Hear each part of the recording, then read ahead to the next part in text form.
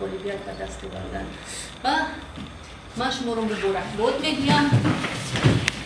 جمشید جون مبارک باشد. این گذشته زیبا هم برای شما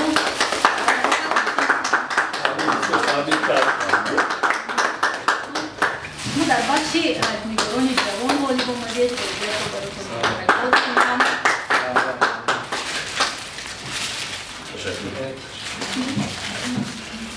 هر خودم بگه تبریک شد.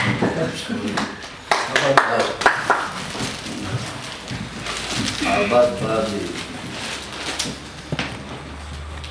چون تشکیل کار هر کار حالی آغازش مشکل بود. بعد یک بربری دارد. بربری تمام کارمندان شما هستند گازده مجله ویلا.